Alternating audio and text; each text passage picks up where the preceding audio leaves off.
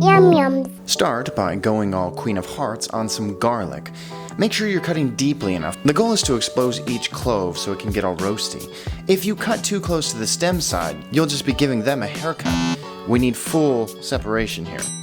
Next, cover the bottom of the pan with some high heat oil. I use avocado because it doesn't affect the taste like coconut oil would. Canola works well too. Those go in the oven for 40 minutes to think about what their lives have come to. Now is a good time to catch up on your reading, cut your toenails, or take up knitting. When they're done, they'll have a nice golden color, and your house will smell wonderful. Unless you're a vampire, then it'll smell like death. Let them cool a bit, then squeeze them out while they're still warm. Or do what I do and freeze them for a rainy day. Don't worry, they'll keep. Now go make garlicky things.